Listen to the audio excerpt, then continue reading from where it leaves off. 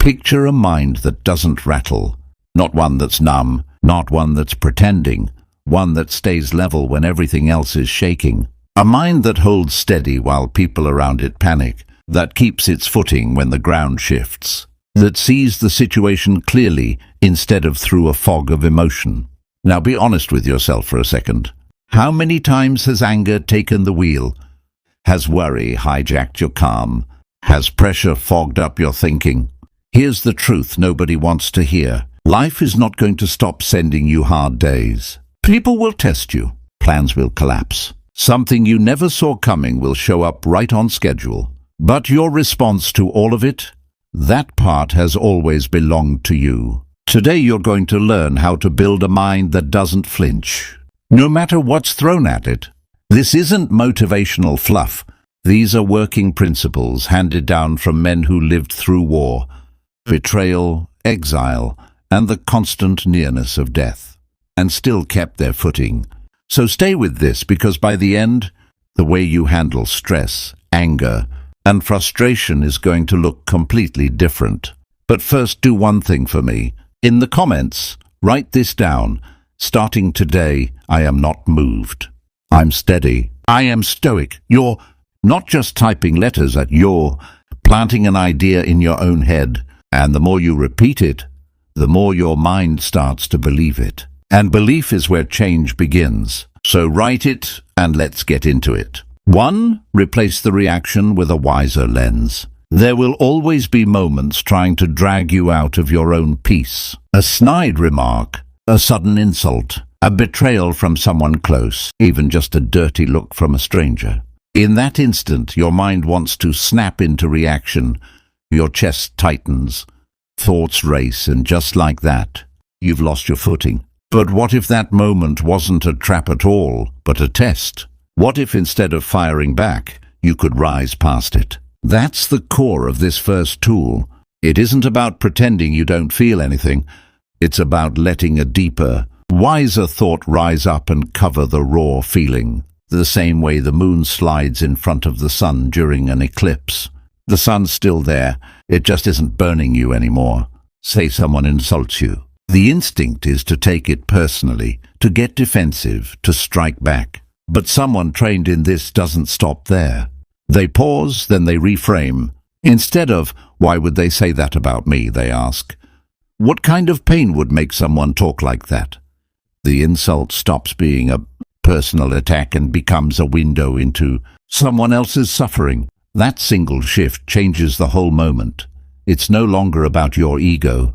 It becomes a chance to understand and stay grounded. What could have turned into a fight turns into a lesson instead. This won't feel natural at first. Your body will still want to react, still feel the heat rising. That's exactly the moment to practice. Breathe. Remind yourself, this is just a moment and I don't have to be moved by it. You're not lying to yourself about what happened. You're simply refusing to let someone else's storm become yours too. Seneca put it well when he said we suffer more in imagination than in reality. Most of our pain doesn't come from the event itself. It comes from the story we attach to it. And a story can always be rewritten. That's the whole point of this technique. You take the narrative your emotions are trying to sell you, and you rewrite it from higher ground. Here's how to actually practice it. When something upsets you, don't respond right away.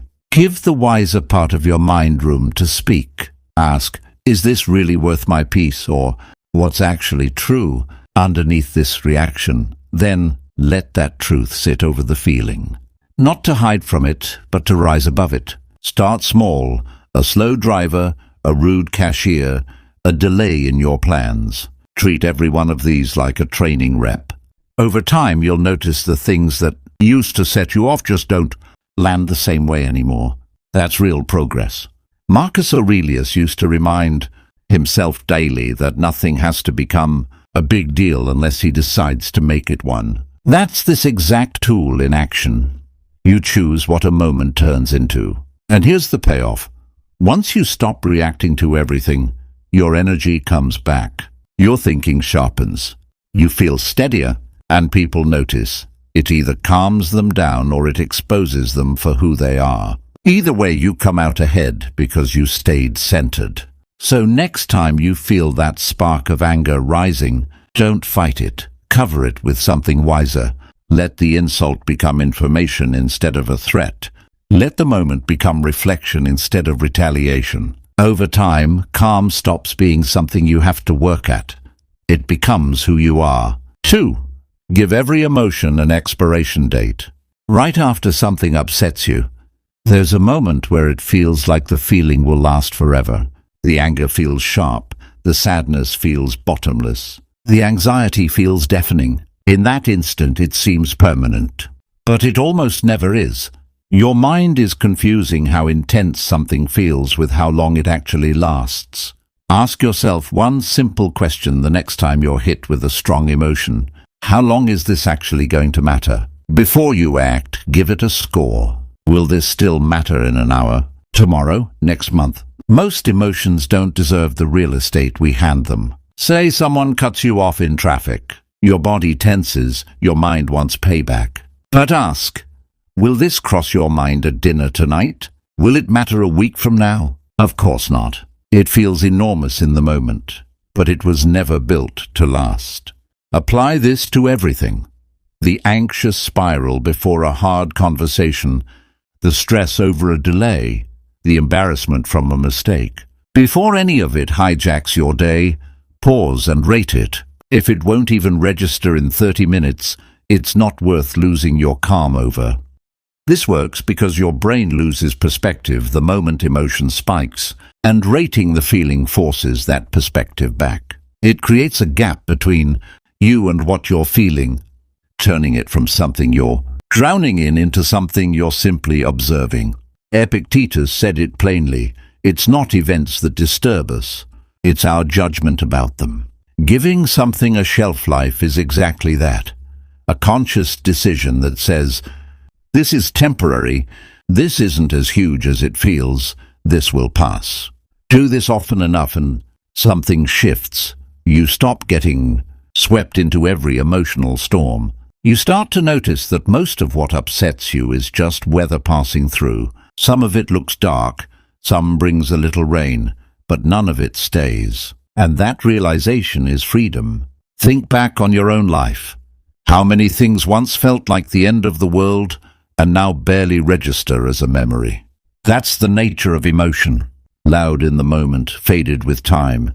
The problem is, in that loud moment, we make decisions we later regret. We snap at people, we burn bridges, and afterward we're stuck with consequences from a feeling that didn't even survive the week. So train yourself to ask not, what am I feeling right now, but how long will I actually feel this? That question alone can save you days of regret. Even in the chaos of leading Rome, Marcus Aurelius reminded himself daily that fame, power, everything, it's all temporary. If he could shrink the weight of war and politics down to size, you can do it with your Tuesday afternoon. Your stress, your anger, your fear, none of it is forever. It's only right now. And here's the hidden benefit. Once you've rated the emotion, it loses its grip. It softens. The urgency drains out of it, and what's left is clarity. So next time something rises up in you, don't be fooled by the volume. Rate it. Ask how long it deserves your attention. Because once you realize most emotions are just clouds passing overhead, you stop building your whole day around storms that were never going to stay. 3. Let the first thought pass before you trust it. Here's something worth understanding about your own mind. It's fast, but it isn't always wise. The very first thought that shows up during a crisis is rarely the one worth trusting. It's loud, impulsive, and reactive. But loud isn't the same as right. That first reaction is instinct, and untrained instinct is usually rough around the edges. People who've mastered their emotions don't trust that first spark, no matter how convincing it feels. They pause, they wait, they observe, because what shows up first is raw, and what shows up after some space is where the clarity actually lives. This is the discipline of letting the first thought pass. Build it into your daily life and it becomes one of the most valuable habits you'll ever own. Here's what it looks like in practice. The moment something upsets, scares, or blindsides you, don't automatically believe the first thing your brain says. Being first doesn't make it right. Think of that first thought like a rough, uncut stone. It needs shaping before it's actually useful. Say someone disrespects you in front of others. Your first instinct might be, I need to shut them down right now. That's the ego talking, the spark reacting. But if you let that thought drift by instead of grabbing onto it, space opens up and something better can grow there. Maybe the next thought is, this says more about them than it does about me, or responding. With calm wins this without a fight. That second thought, that's the real gold. That's the disciplined mind speaking instead of the defensive one. This isn't weakness, it's strategy. It's about controlling your own mental energy. Instead of letting a passing emotion dictate your behavior, you're not suppressing what you feel, you're refining it, turning chaos into something usable. To make this stick, build a small ritual that kicks in the second you're triggered. Maybe it's a slow breath. Maybe it's a phrase like, wait for thought two. Maybe it's picturing the first thought burning up before it reaches your mouth. Whatever it is, it needs to become automatic. Because under pressure you won't have time to debate yourself. The first thought will never stop showing up. That's fine. You're not trying to silence your mind. You're training it to look past the surface and respond with strength instead of speed. Marcus Aurelius wrote that if something isn't right, don't do it. And if it isn't true, don't say it. And that kind of clarity never comes from the first thought. It comes from the one that shows up after the noise settles. That first spark can either burn the house down or light a candle. The difference is entirely in what you choose to do next. So next time you feel angry, anxious, or overwhelmed, pause. Watch the first thought arrive. Don't fight it, just don't feed it either. Let it pass, then listen for the quieter voice underneath. The one that doesn't shout, but has been waiting patiently the whole time to guide you. Practice this daily, with the small stuff and the big stuff both. Over time, you'll say fewer things you regret, make sharper decisions, and handle chaos with something that looks a lot like grace. People will start to see you differently, not as someone who reacts, but as someone who runs their own mind. There's no greater strength than that. 4. Choose your own discomfort on purpose. Most people are at the mercy of their own irritations. A slow line, a loud talker, a cold shower, an opinion they disagree with, and just like that, their whole day is hijacked by something tiny. But what if those small annoyances weren't the enemy? What if discomfort was actually a training tool? This is the idea of choosing friction on purpose. Once you understand it, you'll stop dreading frustration and start using it. It means deliberately choosing small moments of discomfort, not because you enjoy suffering, but because you're building tolerance. You're preparing, not punishing. Think of it as strength training for your temperament. You do the hard rep when it's optional, so you're ready when it isn't. Take the longest line at the store on purpose, not to waste time but to practice patience. Take a cold shower not to suffer, but to prove comfort isn't a requirement for functioning. Let someone say something wrong without correcting them. Not because they're right, but because your ego doesn't need to win every exchange. Every time you do this, you're proving to your own mind that you're the one in charge, not the irritation, not the craving for ease.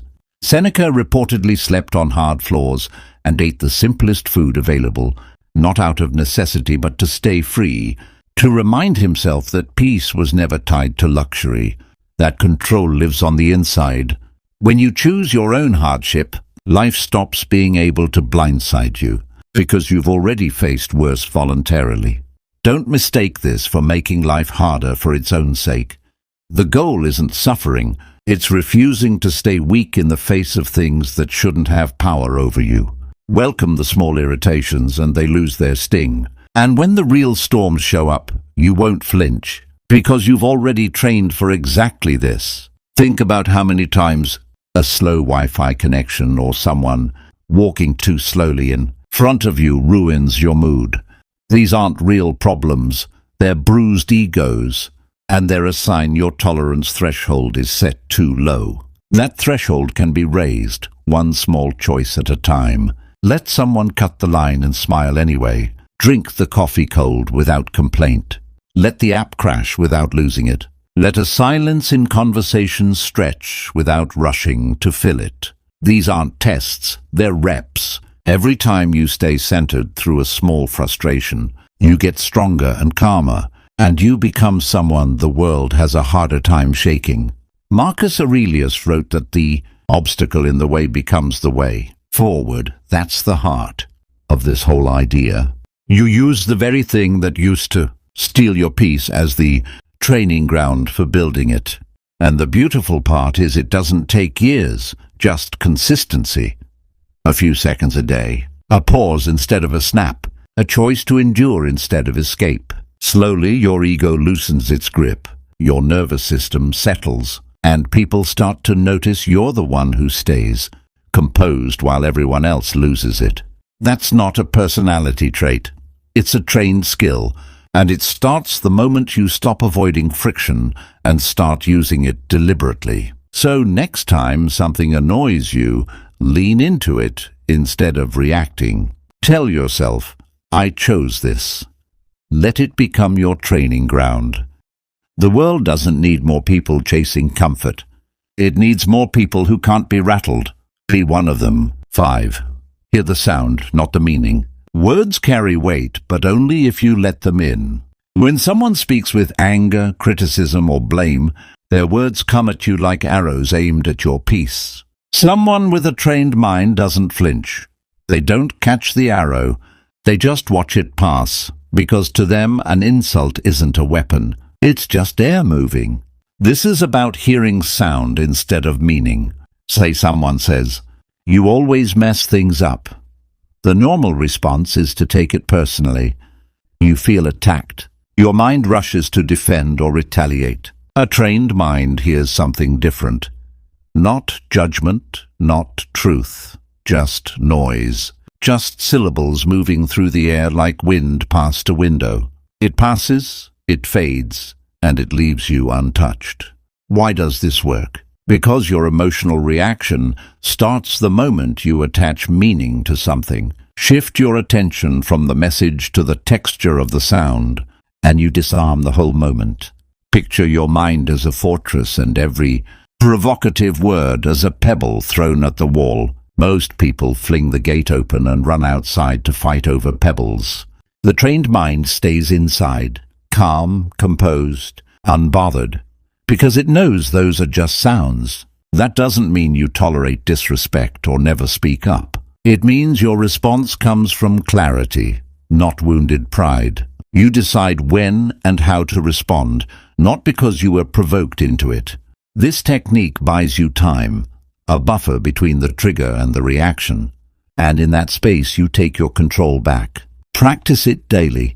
When someone complains, notice the tone instead of the blame. When someone gossips, notice the rhythm instead of the poison. Let your brain translate their words into neutral sound instead of absorbing their emotional charge. Even in calm conversations, this pays off. You listen better. You stop interrupting. You stop rehearsing your reply before they've even finished talking. You become more present. Marcus Aurelius often reminded himself that he always had the option to have no opinion at all, and that includes the option to hear something and simply not react to it, to let someone's voice pass through you like wind through trees.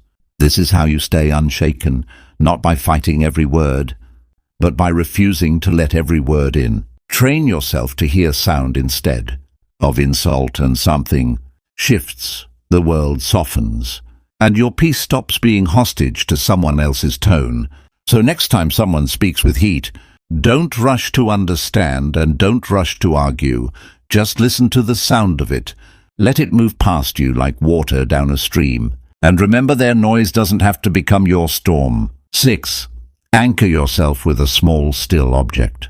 In a world full of noise and pressure, the mind looks for something to hold on to, something that doesn't move when everything else does. While plenty of people chase elaborate rituals for peace, there's a simpler truth. Stillness can fit in the palm of your hand. It starts with something ordinary, a stone, a coin, a leaf, something silent, something unchanging. You don't need to believe it holds magic. That's not the point. It's not a charm, it's a symbol, a reminder, something to learn through rather than depend on. Here's how it works. In a moment of stress, when your thoughts are spinning and your heart is racing, reach for the object. Hold it, feel its weight and texture. It's completely unaffected by your panic. It stays exactly as it is.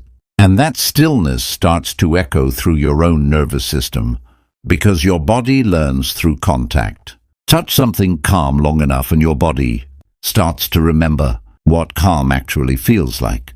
The object becomes an anchor, not because it changes anything outside of you, but because it reminds you what you can still choose inside. Epictetus reportedly carried a piece of wood to keep his principles close.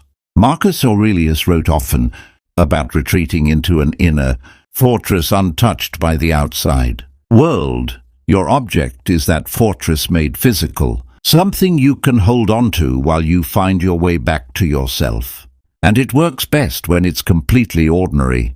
A smooth stone from a river, a coin you've carried for years, a dried leaf from a walk. Nothing fancy. Its lack of drama is exactly what gives it power, because in the middle of chaos you don't need more drama, you need simplicity. Keep it in your pocket, your bag, on your desk. Not to fix you, but to remind you. When a meeting gets tense, run your thumb across the coin. When traffic builds and frustration rises, feel the edge of the stone. When you're about to say something sharp, press the object instead and say nothing. This isn't superstition, it's training. Embedding calm into your body so deeply that your fingers remember it even when your thoughts don't. Over time, simply touching the object triggers the state shift. Marcus Aurelius wrote about being like the rock the waves crash against. It stands unmoved, and the sea eventually settles around it. Your object is that rock, and when you hold it, you borrow its steadiness. When everyone around you starts talking louder and moving faster, you'll be different. Not because the world got easier, but because you built stillness into your life, one small gesture at a time. So pick your object, keep it close, and when the moment comes, when life spins and old habits try to rise, touch it, feel it, and watch its power to disturb you fade. 7. Rewrite the story while it's happening. There's a moment, right, when stress hits, where your mind starts narrating automatically, and it's rarely kind. They're against me. This always happens to me. I'm failing. This is the end. That story isn't reality. It's your reaction dressed up as fact. A trained mind doesn't accept the first draft. It rewrites it. This isn't about pretending or sugarcoating. It's about telling a truer, stronger version of the truth, one that builds you up instead of tearing you down. Say someone criticizes you harshly. The instinct says, they hate me, they're attacking me. Pause and swap the story. They're in pain, and they're expressing it badly. That doesn't excuse the behavior, but it stops you from internalizing it. It stops the fire from spreading. Or say you're facing a setback. An interview goes badly. A plan collapses. The automatic story says, I'm not good enough. I'll never make it. Rewrite it. This is the forge, not the finish line. Change the script and the emotion attached to it changes too. This works because thoughts shape feelings, and feelings shape what you do next. This isn't lying to yourself. There's always more than one true angle on any situation, and you get to choose the one that builds clarity instead of chaos. Practice this actively.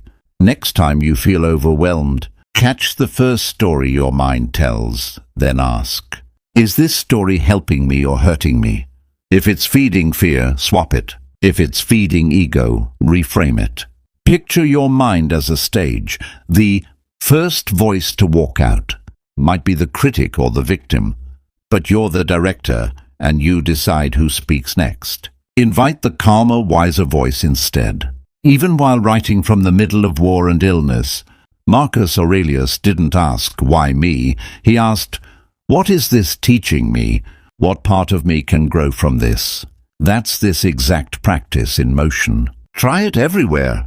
Traffic jam. First story. This is wasting my time. Swap it. This is a chance to practice patience. Rejection. First story. They don't want me. Swap it. I'm being redirected. Embarrassment. First story. Everyone's judging me. Swap it. I'm human, and they're thinking about this far less than I am. Every time you do this, your mind learns a new way to process life, and you stop being the victim of your own narrative. You become its author, and you don't need perfect conditions to do it.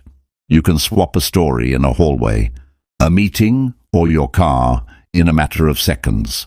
The moment is neutral until you label it, so choose the label that lifts you instead of locking you in. So the next time your thoughts start spiraling, ask, what's another way to see this? Write the new script.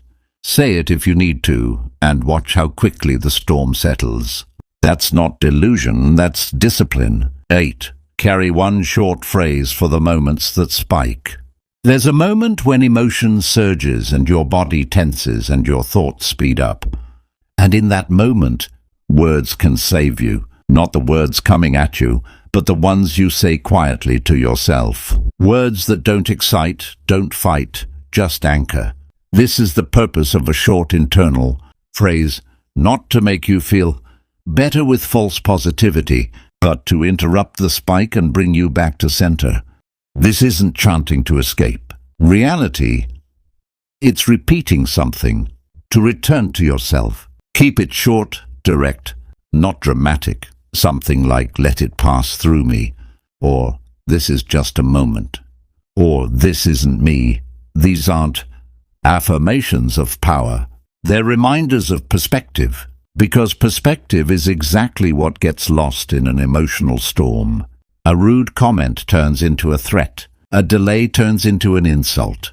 A failure turns into a verdict.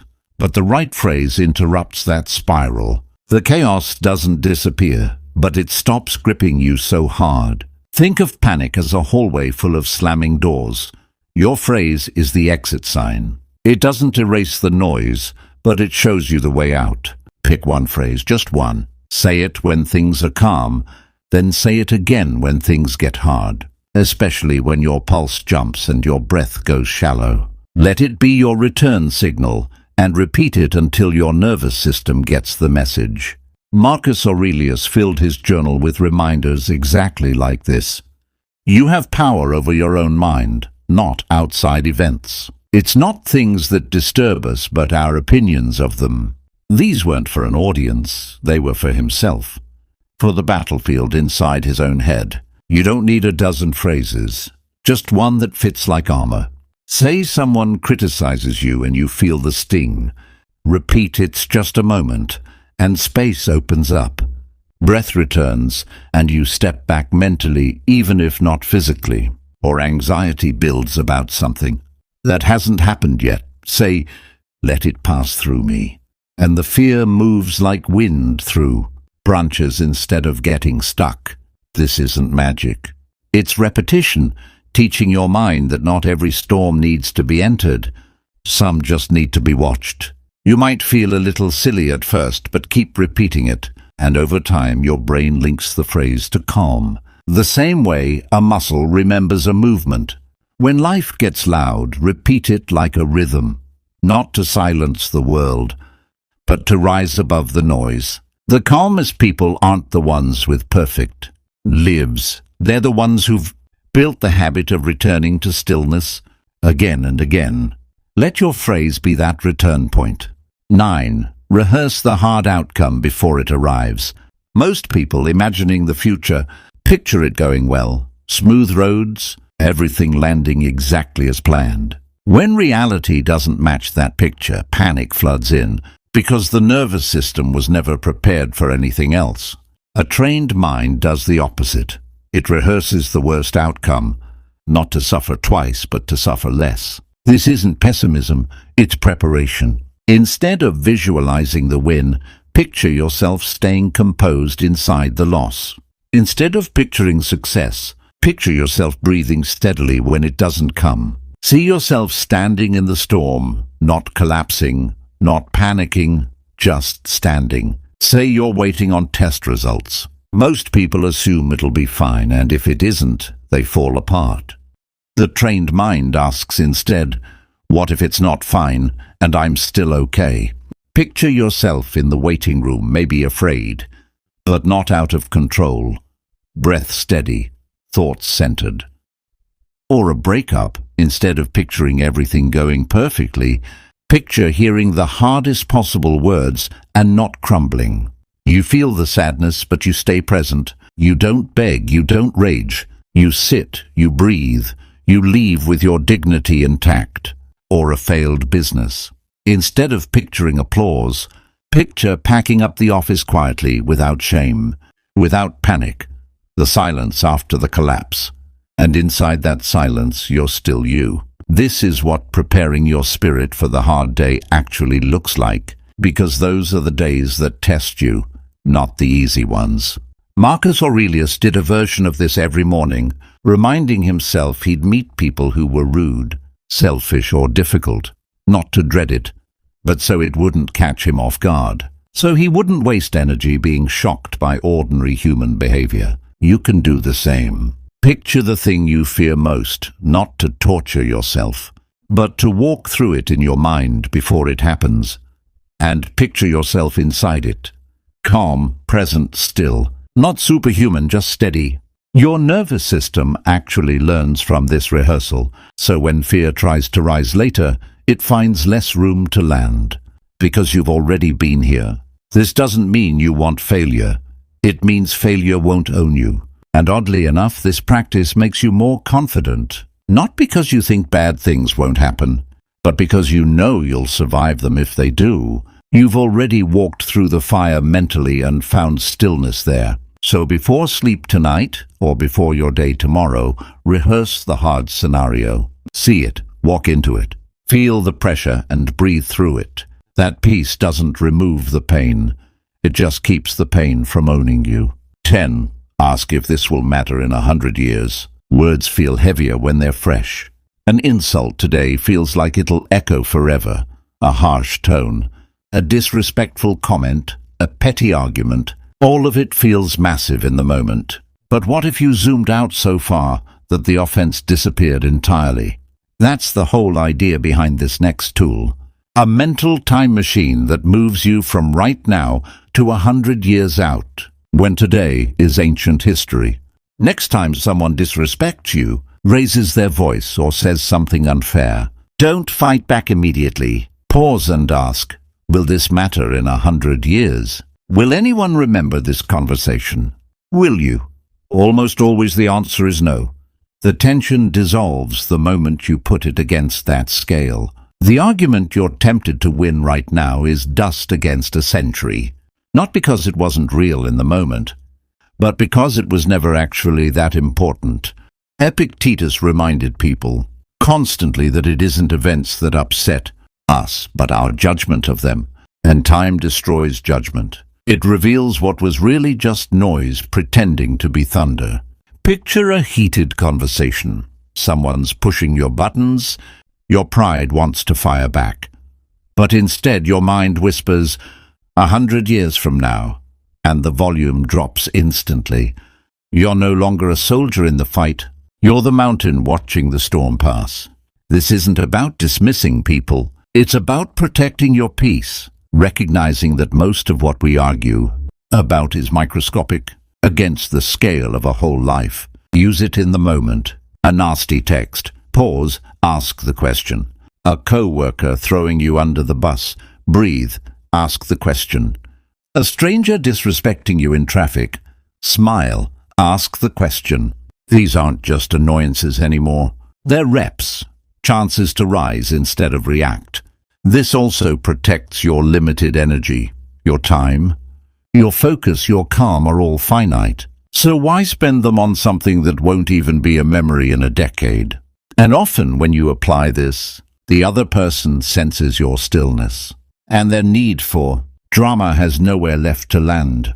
Marcus Aurelius often reminded himself that he too would die, that everyone he met would die, that even the powerful get forgotten, not to be grim, but to shrink the moment down to something manageable, something small enough to walk past without needing to fight it.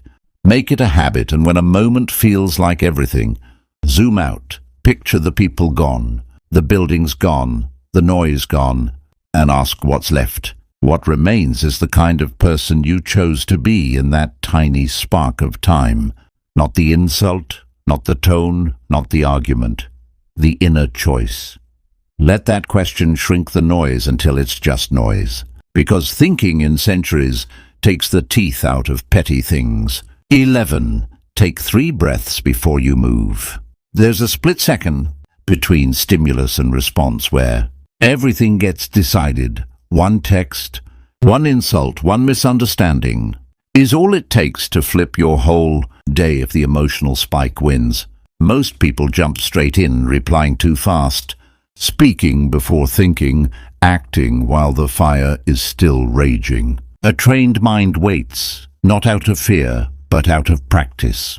Before you say anything, send anything, or decide anything, pause and take 3 slow, intentional breaths. In, hold out again. That's it. 3 moments of presence before action. This isn't meditation for its own sake. It's protection from the part of you that wants to rush into conflict just to prove a point. The first reaction is rarely the right one. The first breath carries the adrenaline. The second carries awareness. The third carries choice, and that's where the wise decision actually lives. Say someone says something hurtful. Your instinct is to bite back, but instead you pause 3 breaths, and in those few seconds the heat starts to drop. Your chest loosens, your view widens, and what felt like an emergency now feels like an actual choice. Do I need to respond at all?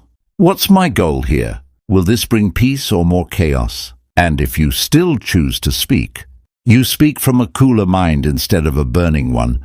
That difference alone can save a relationship or prevent a regret.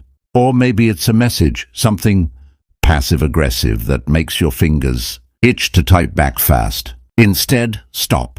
3 breaths. Ask yourself what you're actually trying to build right now. Being right. Or being effective. Words fired off in anger are like arrows shot blind. You might hit the target, but you might also wound something you meant to protect. And there's no calling an arrow back once it's loose. Marcus Aurelius wrote that if something outside you disturbs you, the pain isn't from the thing itself, but from your judgment of it. And that judgment can be revoked at any moment. Those 3 breaths are your moment to revoke it, to choose again. This takes seconds, not hours, and yet it rewires your whole nervous system over time, moving you from reactive to responsive, from impulsive to intentional. And here's the beautiful part. Nobody even has to know you're doing it. While someone's raising their voice, you're breathing. While someone's complaining, you're breathing. While your mind wants to sprint ahead, you're staying behind it, rooted. Each breath reminds you that you are not the emotion. You're the one observing it, and the observer always has the power to wait. Build this into a habit.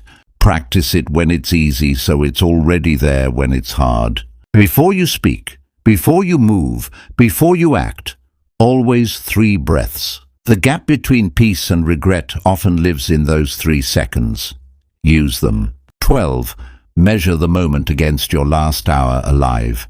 Panic doesn't wait for an invitation. It crashes in fast, heart pounding, breath shortening, thoughts scattering like startled birds. And in that instant, Everything feels urgent. Everything feels like it matters. Most of it doesn't, not in the big picture, not when measured against mortality. This next tool asks one sharp question. If this were my last hour, is this where I'd want my energy going? Not to be dramatic, just to clarify, this kind of thinking doesn't run from death. It uses it not to feel afraid, but to feel free. Once you really grasp how limited your time is, you stop wasting it on things that shrink you. You stop handing your calm to people who haven't earned it, and stop feeding fears that don't deserve the fuel.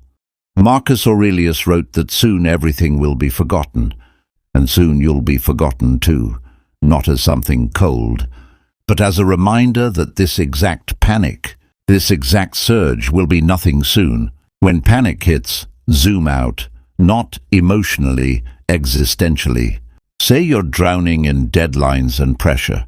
Stop and ask, if I had 60 minutes left, would I want to spend them anxious about this? The answer is almost always no, not because the situation isn't real, but because your reaction is costing you something more precious than the problem itself, your remaining peace.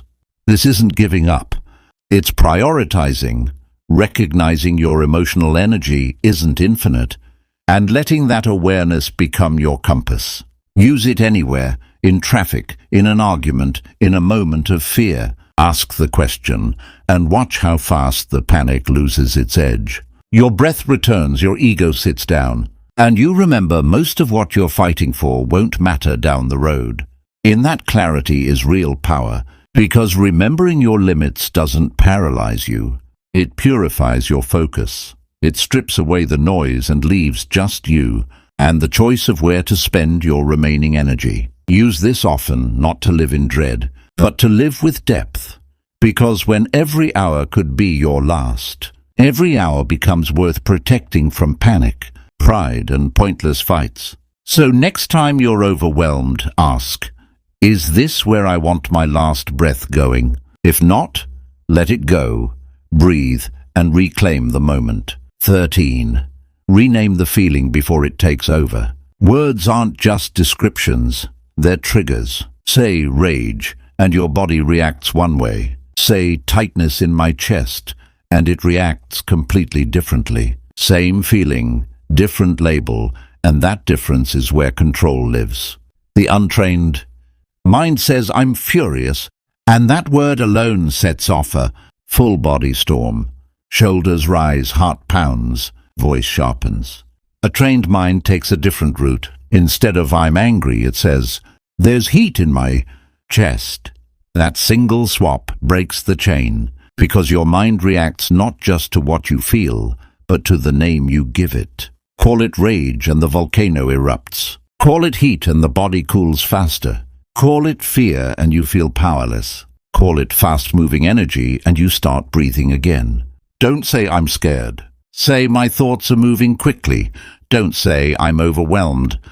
Say there's tension in my mind. Each version creates a little space between you and the feeling, a space to choose, space to calm down. This isn't about minimizing anything. It's about sizing it down to something manageable. Emotions behave like shadows. They look bigger from the wrong angle. Step back, change the light, use a different word, and the shadow shrinks. And when it shrinks, your power grows. Say someone humiliates you in front of others. The label humiliation activates shame, anger, and pride all at once. Try labeling it social discomfort instead. And suddenly it's something your body can actually sit with instead of exploding through. Or anxiety, call it a crisis and your brain spirals. Call it movement in the body and your breath starts to regulate. Because it's sensation, not a command. Marcus Aurelius used a version of this in his own writing, stripping painful events of their drama, calling them simply change, rearrangement, nature doing what nature does. That's this exact tool, reframing reality to take command of it. Practice this in real time. When a feeling rises, don't react. Rename it. Write it down if that helps. Instead of I'm panicking, try "there's tightness behind my ribs."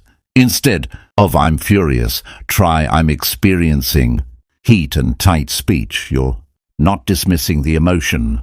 You're turning down its volume, turning fire into something your hands can actually hold.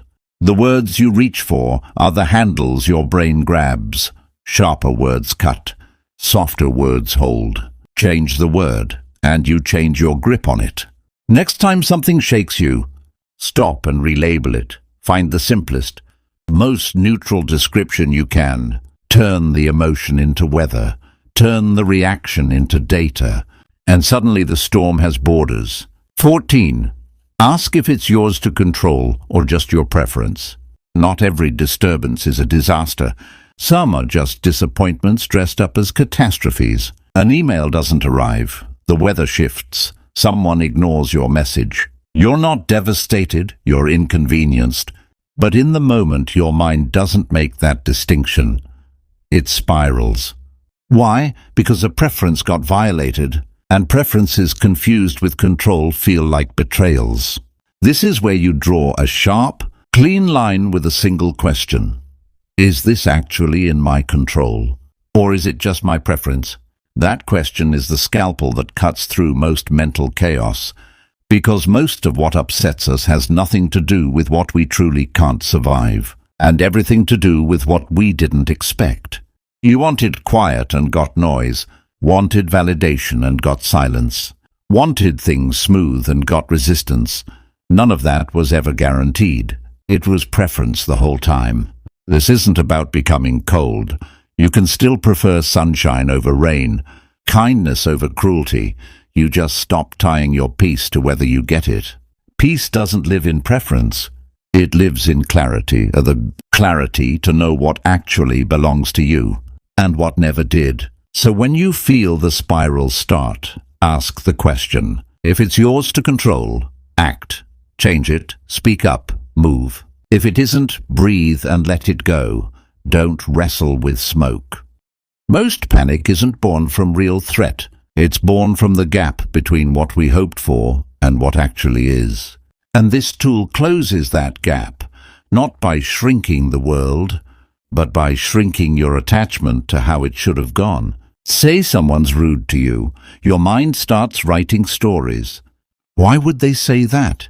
I didn't deserve that. They're so disrespectful. Stop. Ask. Is this in my control? No, their words, tone, attitude belong to them. Is this my preference? Yes, you preferred respect, but the world was never built to honor your preferences. It's built to test your clarity. Epictetus put it bluntly. Some things are up to us. Some things aren't. That's not a theory. That's a wall protecting your sanity. If it's not up to you, release it. If it is, own it. This turns life into a simple sorting exercise, not a judgment, just control or preference. Sort it, and the result is you stop taking everything personally. Stop trying to micromanage other people's moods, the weather, the past, the future. You step back and accept, not because you gave up, but because you woke up. Peace isn't the absence of things going wrong. It's no longer needing them to go right. And once you stop clinging to preferences, the world stops feeling hostile. It's just being what it is. And you're free to be what you are. 15. Step back and watch from the hill. When life gets loud, it's easy to forget where you're standing.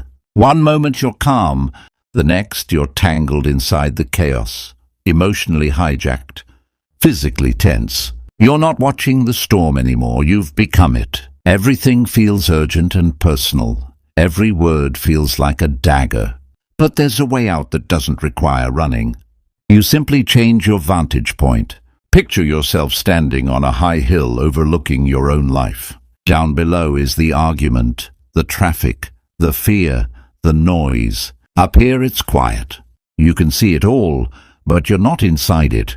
You're not the reaction, not the panic, not the voice that wants to shout. You're the one watching. That image creates space, and space is everything, because in the gap between you and your experience lives your freedom.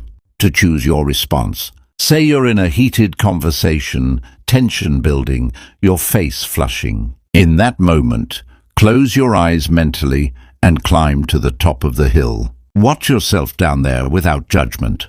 From up here, it looks different. The words aren't daggers anymore. They're just sound. The tension isn't life or death. It's weather, temporary and shifting. Picture clouds moving over the scene. Picture the version of you down there doing its best. Not broken, just human. And picture the steadier version of you up top, watching without needing to fix anything. Watch yourself down there without judgment. From up here, it looks different. The words aren't daggers anymore. They're just sound. The tension isn't life or death. It's weather, temporary and shifting. Picture clouds moving over the scene. Picture the version of you down there doing its best. Not broken, just human. And picture the steadier version of you up top, watching without needing to fix anything. This isn't escaping reality. It's stepping back far enough to see it clearly. Marcus Aurelius reminded himself constantly that he had power over his own mind and not over outside events, realizing that is where strength lives. This hilltop view is your mind's high ground, and from up there even the darkest storm looks manageable. This rewires how you see yourself. Most people think, I am this emotion, I am this moment. But with practice you start thinking, I am the one witnessing this. I am not what I feel, I am the space it moves through. Use this whenever you're overwhelmed. In the car, in a tense room, alone with racing thoughts. Close your eyes even for 10 seconds and go to the hill. Watch without needing to fix. Just observe. Your breath slows, your pulse softens, your thoughts realign. The experience is still there, but it's over there, not fused to you. From this space, your choices come back. Your perspective comes back. Your peace comes back. A trained mind doesn't fight the storm. It rises above it, becomes the sky instead of the waves. Build this into your daily life, not just your crises. Practice it in small moments, and over time it stops being effort. It becomes instinct. When the world shakes and people scream and plans collapse, you'll still be up there watching, steady. That's not just a visualization, that's identity. A calm mind isn't born calm. It's trained that way, through breath, reflection, and awareness. You've just gone through 15 tools that turn reactivity into clarity. From letting go of the first thought to standing above your own chaos on the hill. What you're carrying now isn't just technique, it's armor for a noisy world. This isn't about avoiding life's storms, it's about walking through them untouched. And that kind of strength doesn't shout, it simply stays seated while the room shakes. So next time a challenge shows up, don't ask for peace, become it. Drop a comment and tell me which technique landed hardest for you. The short phrase, the rehearsal of the worst case, the still object in your palm. Picture waking up every single day with a clear sense of direction, unbothered by setbacks, unmoved by chaos, and locked onto what actually matters. It sounds almost impossible. Yet this was the daily reality for one of history's most powerful men, Marcus Aurelius, Roman emperor and Stoic philosopher. His personal writings, which have survived thousands of years, aren't just historical artifacts. They hold advice that's startlingly relevant to building self-discipline in today's noisy, distracted world. What follows digs into the heart of Stoic thinking, not as abstract philosophy, but as practical tools for a more disciplined, fulfilled life. Stoicism shows you how to turn setbacks into openings, emotional chaos into peace, and unpredictability into strength. Whether you're dealing with daily stress, chasing inner peace, or trying to get more done, the Stoic approach offers real insight. In a world of constant distraction and instant gratification, this philosophy grounds you in wisdom, courage, fairness, and restraint. It's not about simply enduring life. It's about thriving inside it. No matter what shows up, if you're ready to change how you handle life's challenges, stay with this as we unpack how Marcus Aurelius's teachings apply to building real discipline today. And if what we're building here is useful to you, the simplest way to support it is hitting subscribe. Don't skip through this, because if you've made it this far, you're already in a different category than most people. Stay with it. At the core of Aurelius's outlook is the idea that discipline starts with knowing your purpose. What does that actually mean in practice? It means figuring out what genuinely matters to you, what drives you at your core, and lining up your daily actions with that deeper pull. He wrote often about living in agreement with nature. In Stoic terms, understanding your role in the bigger picture and acting in line with your own values. For him, purpose wasn't an abstract ideal. It was a practical compass guiding every decision, big or small. He believed that understanding your purpose is what gets you out of bed each morning ready to face the day, what keeps you steady when distractions pull at you. It isn't about chasing grand achievements or outside approval. It's about handling the responsibilities in front of you with commitment and integrity. In today's world, finding purpose can feel overwhelming, surrounded as we are by constant choice and noise. This is exactly where Stoic thinking earns its keep.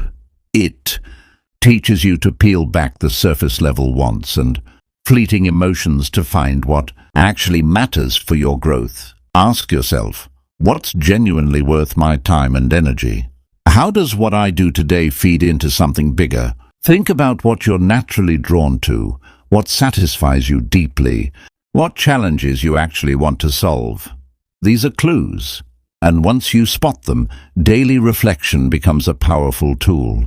Align your actions with your purpose, say no to what doesn't serve it and yes to what does, and you build the discipline needed for a meaningful life. Take this and use it daily. Ask each morning, what am I meant to do today? And each evening, did I live true to that? Over time, this doesn't just build discipline, it reshapes your whole life into something more intentional. Another theme running through his writing is the importance of relying on yourself.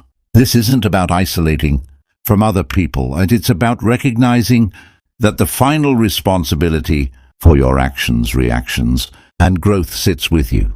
Stoicism centers everything on what's within your control, and Aurelius returned often to the power of the self when facing whatever life throws at you.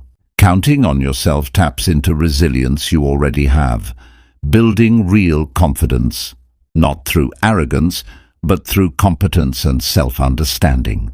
This is both freeing and a little intimidating, especially now, when opinions and advice are available constantly.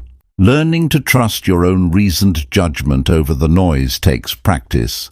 But Aurelius believed this internal compass was the most reliable guide available, because it's rooted in reason. Counting on yourself also builds autonomy in decision-making and letting you choose based on your own values, instead of outside pressure or passing emotion, which matters for staying whole and consistent with yourself.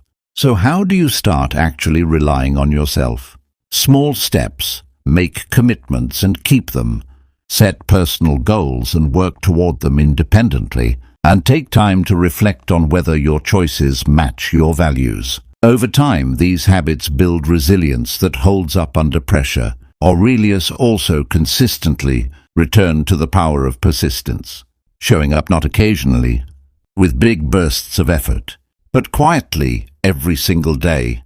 For him, showing up daily was tied directly to living in accordance with nature, participating actively in life instead of just existing through it.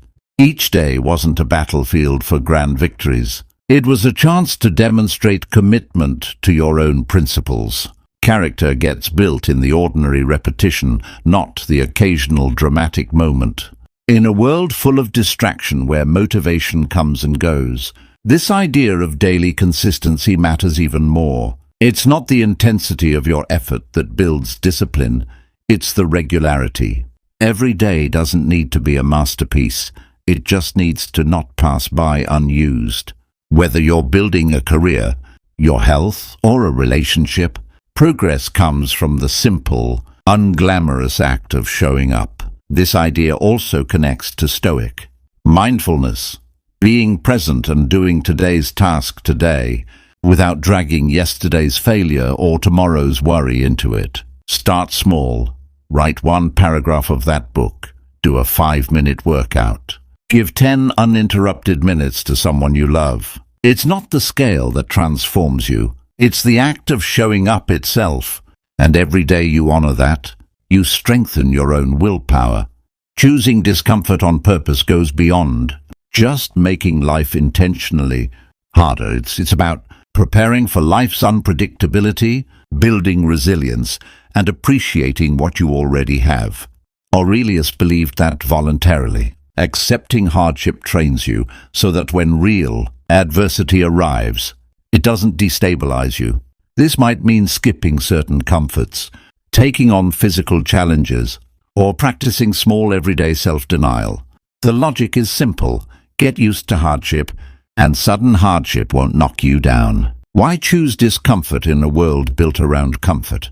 Because growth tends to happen at the edge of your comfort zone, and stepping into less comfortable spaces on purpose expands your boundaries rather than just testing them. This isn't self-punishment, it's a shift in perspective, treating comfort as a luxury you can choose to go without occasionally rather than a necessity. It also builds gratitude. It's easy to take daily comfort for granted, but skipping it occasionally makes you appreciate it more. Skipping a meal can deepen your appreciation for the food you normally have. Walking instead of driving can deepen your appreciation for your own mobility. This practice also connects you to the reality that plenty of people face involuntary hardship every day, which can build empathy and humility. Start small, wake up an hour earlier, cut technology use for a day, take the stairs instead of the elevator. What matters isn't the scale, it's the regularity and intention behind it. The distinction between what is and isn't within your control is one of the simplest, most powerful Stoic ideas, and it can genuinely change how you handle life's challenges, cutting anxiety and building peace. So what's actually within your control? Mainly your actions, your reactions, your judgments, your thoughts, will and responses. Everything external, weather, other people's behavior, world events, sits outside your control. Aurelius stressed repeatedly that getting upset over things outside your control isn't just unproductive, it actively damages your well-being.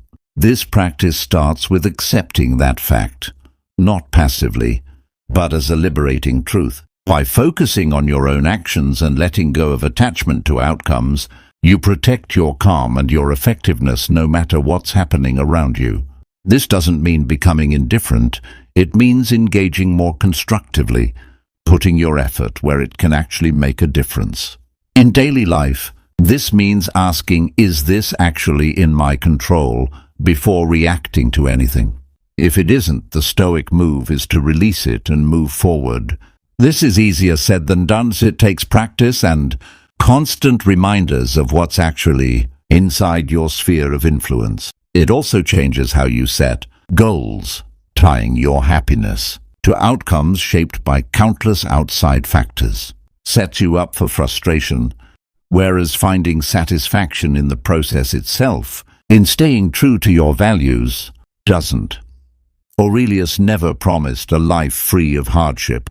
He offered a way to hold on to inner peace and dignity no matter what life brings. This next idea centers on personal responsibility and self-mastery, rather than a passive victim-style mindset. Stoicism hands you control over your own perceptions and responses, resting on the belief that peace of mind comes more from your internal state than from outside events. This doesn't deny real difficulties or injustice. It shifts the focus from what happens to how you respond to it.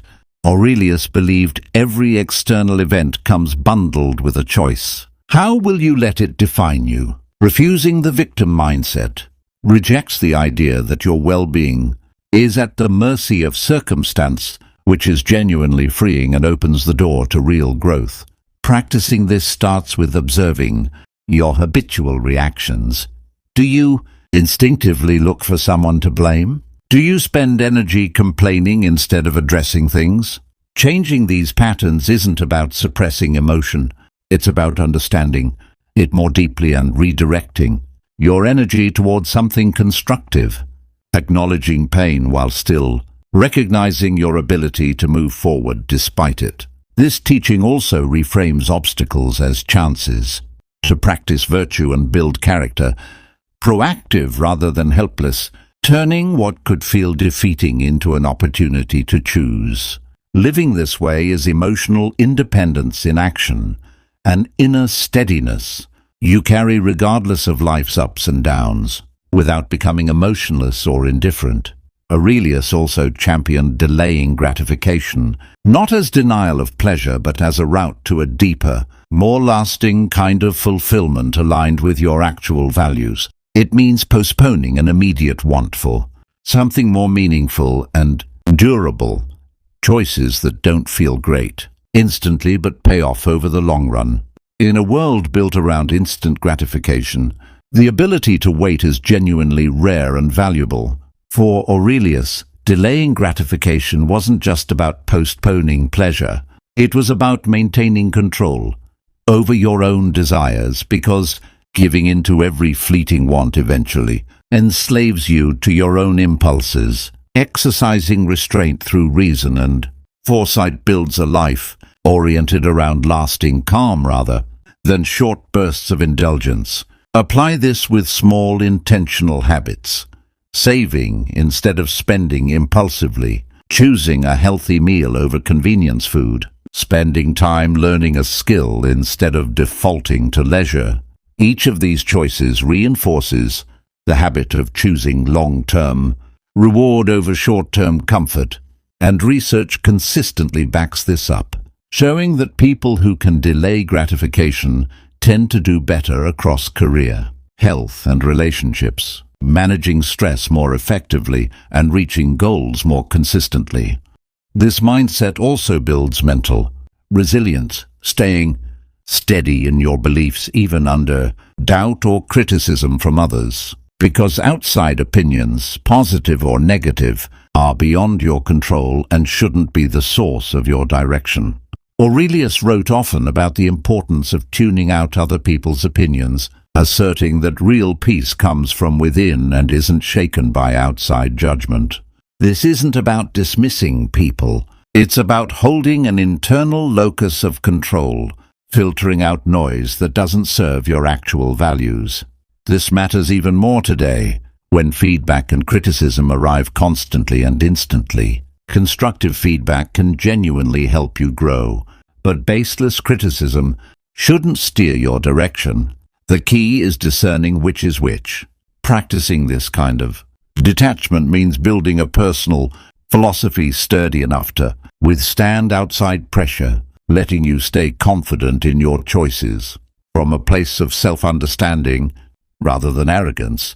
It also builds resilience, becoming less reactive to negative opinions and more anchored to your own long-term vision, which is rare and valuable in a culture built around social validation. A key part of Stoic practice is learning from people who've embodied the virtues you're trying to build, not copying their behavior, but drawing lessons from how they lived to sharpen your own decision-making. Aurelius often expressed admiration for others' strengths, treating emulation as a way to internalize virtue rather than abstract knowledge. Choosing who to learn from means looking for people, historical, contemporary, even fictional, who embody wisdom, courage, fairness, and self-restraint, whose lives offer a working model for facing hardship with grace. This isn't passive admiration, it's active observation, watching how people navigate decisions and adversity, then integrating pieces of that mindset into your own life. It bridges the gap between abstract principle and daily action, making the philosophy tangible instead of theoretical, and setting a higher bar for your own behavior. Daily reflection is another cornerstone, not simply recounting your day, but examining your thoughts, actions, and responses against the values you're trying to live by. Wisdom, fairness, courage, restraint. This works as a feedback loop, sharpening your awareness of your own decisions. For Aurelius, this wasn't about self-criticism or dwelling on mistakes. It was about observing and adjusting, using each day's experience to refine yourself further. He used this practice to grow both as a ruler and as a person, and you can build it into your own life by ending each day with quiet reflection. How did I respond to challenges today? Did I act according to my principles? What could I have done better? Where did I lose control and why? These questions build self-awareness and push you toward a more deliberate life, and they bring a sense of closure at day's end, keeping unresolved stress from bleeding into tomorrow. This kind of honest daily review builds a gentle but rigorous form of self-accountability, recognizing your strengths while noting where you can improve without judgment. Thank you for sticking with this. Look at Stoic thinking and the enduring wisdom of Marcus Aurelius. Every day is a fresh chance to master yourself and live out the virtues that define a well-lived life. You might not actually need anyone else, and yes, that's a bold thing to say in a world wired for constant validation and a real fear of being alone. But Stoic philosophy pushes back on that fear with something solid. You are enough exactly as you are. Your strengths, your flaws, even the doubts that keep you up some nights. You don't need a partner to complete you, a friend to constantly cheer you on, or an influencer to guide your choices. Everything required for your own happiness is already sitting inside you. The real challenge is learning to become your own best companion. It's not an easy road, but it's worth walking.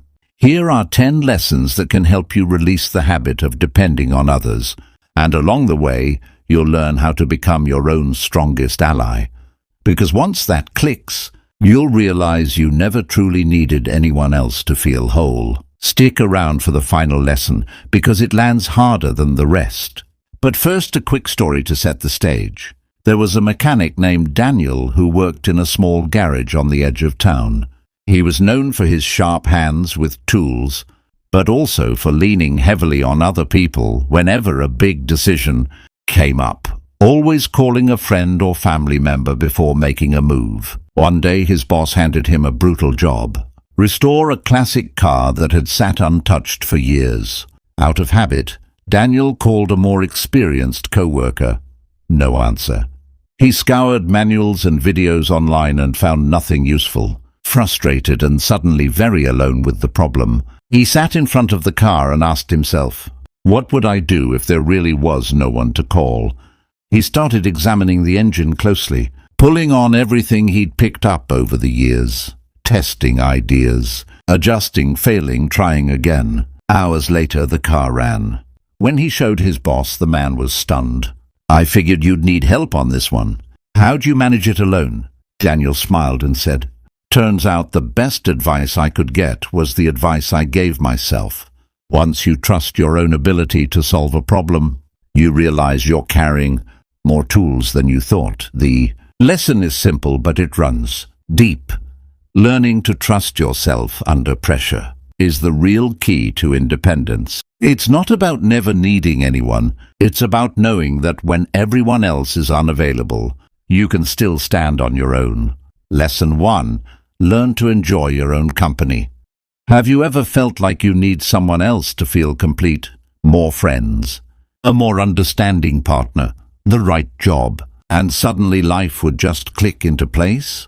What if the real key to happiness was never out there to begin with, but sitting inside you the whole time? Real emotional independence, the kind that doesn't lean on anyone or anything, is a skill you can actually build. You might spend years searching for someone to complete you, but the truth is, the one person you genuinely need in order to feel whole is yourself. It isn't simple, but committing to it builds a relationship with yourself strong enough that no one else can offer you something you don't already have. This isn't about shallow mirror pep talks. It's a deeper connection that holds regardless of your wins, losses, or what anyone thinks of you. Stoics practice this kind of emotional self-sufficiency, believing that circumstances outside us shouldn't determine how we feel about ourselves. That doesn't mean isolating from the world. It means that when life doesn't go to plan, you can hold your calm without falling into chaos. Think of falling off a bike instead of crying over the scrape. You get up, smile, and keep riding. That ability to bounce back without being knocked off balance is trainable. The path there starts with getting comfortable in your own solitude, using that time to understand yourself, to figure out what actually makes you happy when nobody's watching. Picture yourself as a plant. Depend entirely on rain and you'll wither the day it stops falling. But learn to draw water from your own roots, and it won't matter if it rains at all. That's the essence of inner strength. Not that you don't need others, but that you no longer depend on them to feel whole. Once you master being enough for yourself, you'll still enjoy other people's company. You just won't rely on it for your happiness. As Epictetus put it, the person who depends on no one becomes the master of himself. Lesson 2. Learn to say no. Ever feel like the whole world's problems land on your shoulders? Like you're the default landing spot for everyone else's baggage? You've probably been there, but you don't have to keep playing that role.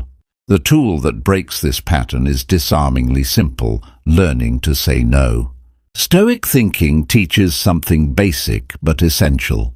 You can't control everything, but you absolutely control what you let in and what you don't. Think of yourself less like a wall and more like a boundary, clearly defined, letting through what serves you while keeping out what doesn't. That's not isolation, that's protecting your well-being.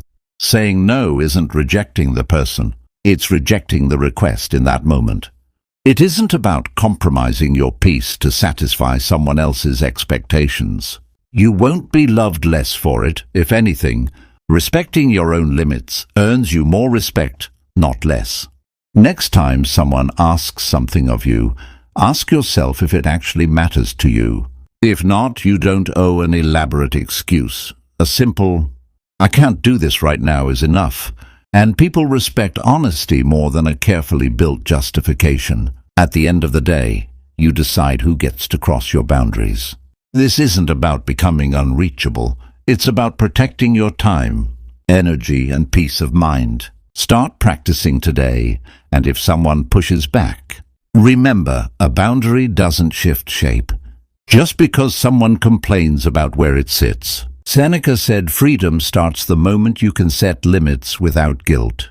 Lesson 3. Build self-esteem that doesn't depend on others. Self-worth is a fragile thing when it's built on other people's opinions. One look, one comment, and suddenly you're questioning yourself. Your confidence collapsing like a house of cards in a light breeze. If you want to break that pattern, you need self-esteem that doesn't fold under someone else's judgment. Stoicism gives you the key. You don't actually need anyone else to feel whole. Picture a mirror that reflects not just your face, but your thoughts. Do you see yourself honestly, or through the distorted lens of how you wish others saw you? A few concrete steps help here. First, accept your own imperfection. Nobody's perfect, and chasing that illusion just sets you up for disappointment. The goal is managing your emotions and reactions wisely, not flawlessness. Second, stop chasing outside validation constantly. Hunting for approval keeps you on a treadmill that never actually gets you anywhere. Practice indifference to criticism, understanding that the only judgment that ultimately matters is your own. Let harsh words slide off you, like water over stone. Third, practice gratitude toward yourself. If you can't recognize your own progress, nobody else's recognition will fill that gap either. So celebrate the small wins. Daily reflection matters here too. becoming your own honest evaluator rather than waiting for someone else to validate your effort. Once you build real emotional independence, you stop needing constant approval. Your self-esteem is built on what you tell yourself, not what others say about you. As Aurelius wrote, real freedom begins when you stop seeking from others what only you can give yourself. Lesson 4. Treat silence as your best advisor. Ever been surrounded by noise and still felt strangely empty? Not just city noise or phone notifications, but an internal noise convincing you that you need more people, more opinions, more validation. What if everything you actually needed was already sitting in that uncomfortable quiet you tend to avoid? Silence often feels threatening because it puts you face to face with your own company, reflecting your true self back at you like a mirror. It can feel unsettling at first, but that's exactly where clarity starts to show up. Once the noise fades, you finally hear what actually belongs to you and what truly matters. Stoic thinking understood this well. Inner peace was never meant to depend on outside circumstances or constant validation from others. Real strength shows up as the ability to find calm even while the world stays loud. Every time you carve out genuine silence, you open a door to real self-understanding. Picture yourself alone in a quiet room, no distractions, no obligations, just you and your thoughts. It might feel uncomfortable at first, but stay with it, and you'll notice it has something to offer. Space to question why you lean so hard on outside approval, and space to realize you don't actually need anyone else to find your own answers. This isn't about cutting people off. It's about balance, learning to depend less on other people's opinions and trust your own instincts. Start small, a few minutes a day without music, phones, or conversation. Even brief moments like that teach you that you don't need constant company to feel complete. As the saying goes, real freedom begins when you learn to listen to what silence has to say. Lesson 5. Become your own hero. Ever felt like you needed someone to pull you out of a rough patch? We've all been there. Life isn't smooth, and sometimes it feels like everything is caving in at once. But what if you didn't actually need anyone else to get you through it? We've been sold the idea that a powerful figure will always show up to rescue us. Movies, books, and shows reinforce that constantly, but that's mostly fiction. The hero you've been waiting for is already inside you. Stoic thinking gives us a genuinely useful lesson here. You can't control everything happening around you, but you fully control how you respond to it. Instead of waiting for rescue, treat every challenge as raw material for building your own character. The first step is letting go of the idea that things will magically get easier and the world isn't going to rearrange itself for your convenience. Once you realize the only thing truly in your hands is your own attitude, everything shifts. You have the power to turn hardship into a lesson for growth. Recognize that you're responsible for your own life. Instead of looking for rescue, ask what you can learn and how you can grow through the difficulty. Life won't ever be perfect, but you can always control how you choose to respond to it. Real power doesn't come from outside. It comes from within, and if you let your thoughts and emotions run the show, your life stays at the mercy of whatever's happening around you. Take control instead, and you become the main character in your own story, rising again after every fall. Lesson 6. Practice emotional minimalism. Ever felt like you're carrying an invisible backpack full of stones, draining relationships, looping worries, fears that add up to nothing, even while surrounded by people? The good news is you can set that backpack down yourself. This is emotional minimalism, not cutting people out wholesale, but learning to let go of what you genuinely don't need. And it's simpler than it sounds. Think of it as spring, cleaning for your mind, taking stock of what you've accumulated over time. Friendships that no longer bring you anything, thoughts that loop like a stuck song, fears that don't hold up under examination. Stoic thinking centers on focusing only on what you can actually control, and that includes your own emotions and relationships. If something or someone doesn't bring you peace, do you genuinely need it in your life? Picture being surrounded by people who constantly drain your energy. It's like being at a party where everyone talks and nobody listens, and every attempt to express yourself just adds more weight to your shoulders.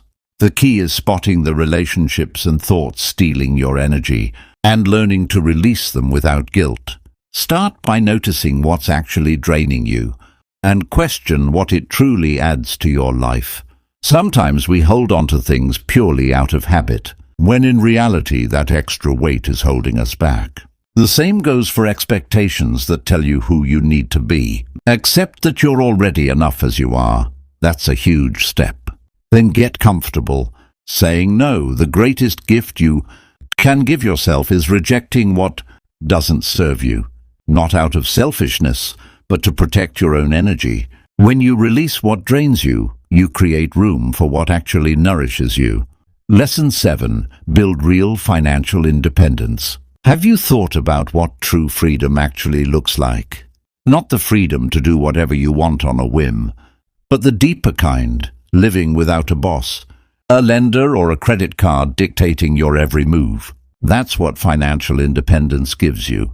And like anything worthwhile, it isn't handed to you free. Wanting independence means earning it and not spending beyond what you actually have. Unlike a video game, you don't get to restart every time you stumble. Taking control of your finances is more like learning to ride a bike.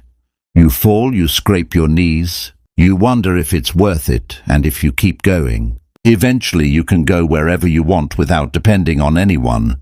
Financial freedom doesn't just show up. Everyone who's achieved it worked to free themselves from money's grip. And there are no real shortcuts. It's not just about earning more, it's about managing what you already have. Stoic thinking applies here too, accepting that life isn't always easy. But the real answer lies in how you respond. You can control your finances. Start with a realistic budget. Think of your life like a strategy game, and your budget as the plan without which you're just moving pieces aimlessly. Knowing exactly what's coming in and going out puts you in charge of your money. Instead of the other way around, treat debt like something to remove quickly before it overstays its welcome.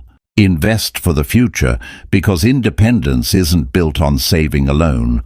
Your money needs to work for you over time, growing steadily like a well-tended plant. Stay mindful of spending, living on autopilot. Buying things you don't need is one of the quiet ways people sabotage their own freedom. Learning to say no to impulse purchases is a real step toward autonomy. Real freedom isn't piles of cash under a mattress. It's control over your finances and the ability to make decisions without worrying about the fallout. It's built gradually through consistent effort, sacrifice and discipline earned, not bought. Lesson 8. Own your own happiness. Your happiness isn't determined by anyone else. It's shaped by how you manage your own thoughts, actions, and emotions. It's strange how easily we hand the keys to our own happiness over to other people, hoping that if someone else takes care of our emotional needs, life gets easier. Thinking that with the right person beside us, everything else falls into place. But your happiness has nothing to do with other people. You are the sole owner of it. We can't control anyone else's emotions, and we definitely can't outsource the responsibility for our own happiness to them. What happens if the person you expect to make you happy doesn't fulfill that role? Or worse, what if you become someone constantly chasing approval just to feel okay? That kind of happiness, built on outside validation, is unstable, like building a house on sand. Decorate the outside all you want. The foundation stays shaky without self-control and self-understanding underneath it. Recognizing that happiness is yours to own is empowering, but building that internal peace takes real, consistent effort. The first step is understanding that you must learn contentment without leaning on outside sources. You can't control everything that happens around you, but you fully control how you respond.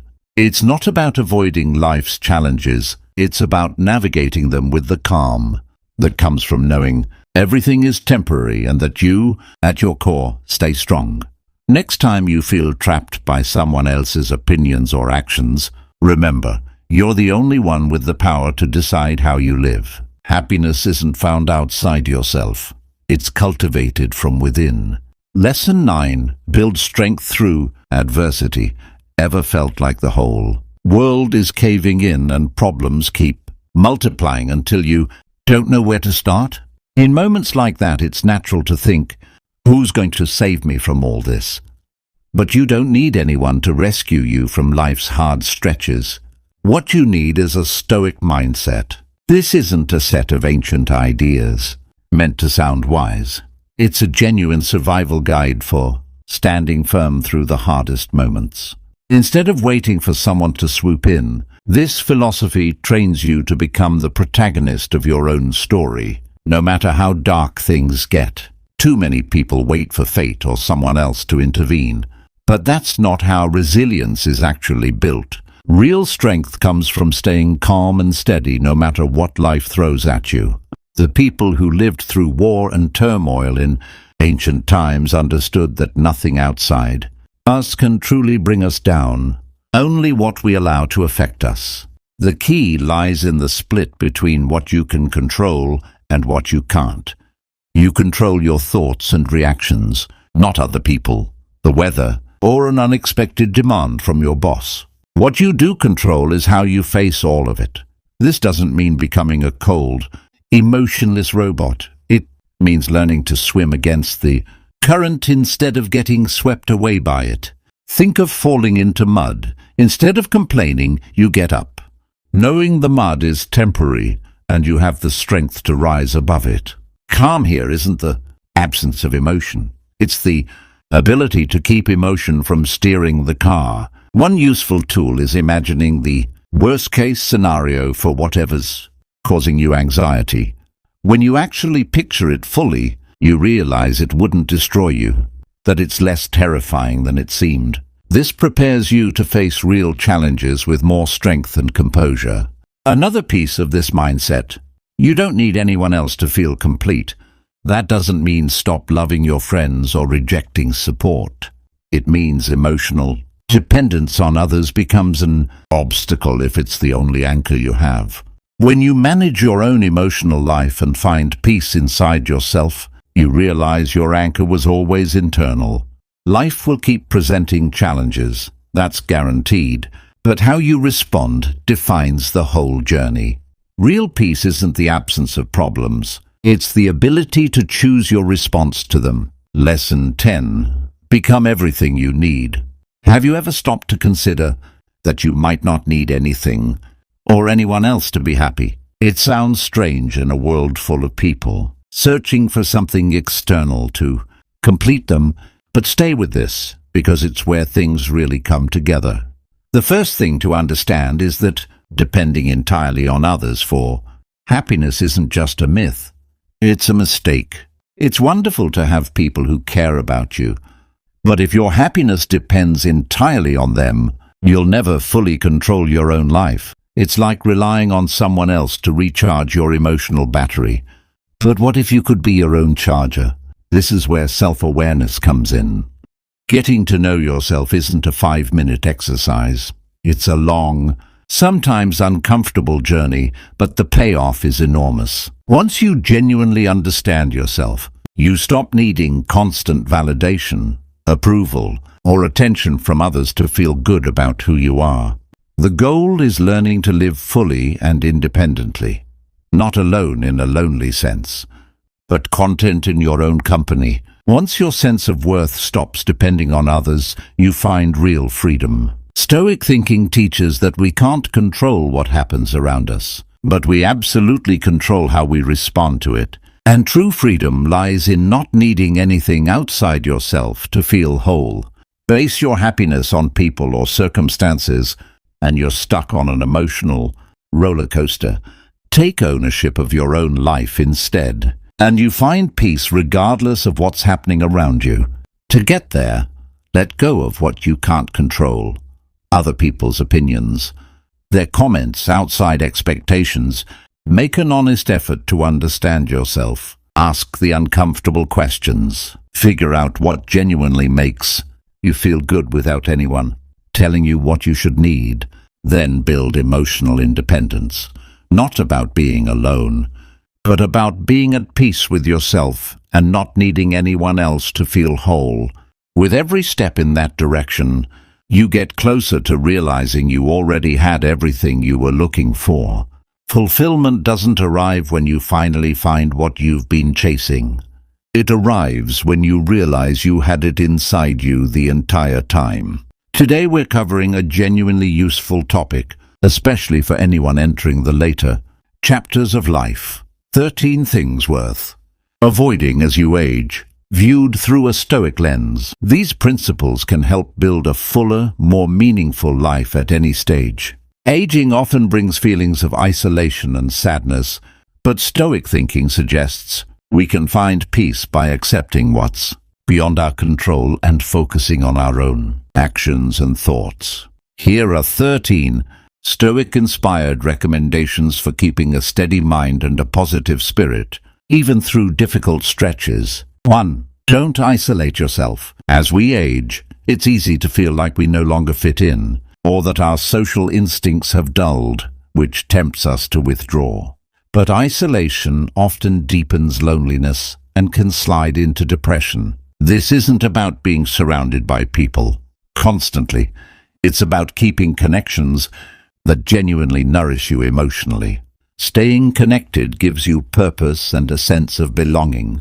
Joining a group, taking a class, or just calling a friend can give you a reason to get up each day. And sharing your experiences with others offers perspective you can't get alone. Stoic thinking teaches us to accept what's outside our control while acting where we do have influence, and staying connected is squarely within that control. If you're feeling lonely, take a small step. It can make a bigger difference than you'd expect. 2. Don't get stuck in the past. It's natural to reflect on your life, your wins and your mistakes as you age. But dwelling there can trap you emotionally, pulling you away from the present and the future. Aurelius reminded himself that a person's true worth shows itself in how they handle the present, not in what happened before. The past sits outside your control. The present is where your power actually lives. Fixating on what's already happened risks missing what's available today, sliding into nostalgia or regret, both of which feed anxiety and low mood. Instead, accept what's happened, learn from it, and move forward with some gratitude. Focusing on the present opens you up to simple pleasures, a conversation, a walk, just being alive. And every new day is a chance to act according to your values and grow further. Next time you catch yourself replaying old moments, pause, breathe, and remember what actually matters is what you do right now. Use the past as a lesson, not a cell. 3. Don't neglect your health. It's tempting to think self-care matters less as you get older, but the opposite is true. Maintaining physical and mental health is essential to a full life. Seneca reminded people that a life well lived is long enough, a reminder to make the most of your time, and health is a huge part of that. It's not about reversing aging, it's about making each day as full and functional as possible. Physical and mental well-being directly shape your quality of life. Staying active, eating well, caring for your mind through reading or reflection, all help you keep pursuing what matters and stay connected to others. Prioritizing your health also fights loneliness and low mood while helping you feel better physically. Make it a daily habit. It won't just make you feel better. It'll keep you engaged with the people and passions that give your life meaning. 4. Never stop learning. It's a common myth that learning belongs to the young. In reality, lifelong learning keeps the mind sharp at any age. Epictetus said the path to happiness is refusing to worry. about things outside your control, and that applies to learning too. Since what actually holds us back is self-doubt or fear of judgment, not our actual capacity to learn something new. Continued learning keeps your mind engaged, slows cognitive decline, and gives you a sense of accomplishment that fights loneliness. Whether it's a new language, an instrument, or a subject that fascinates you, learning opens new doors and deepens your connection to the world. Find something that genuinely excites you and dive in. It keeps your mind alive and gives you a continual source of joy.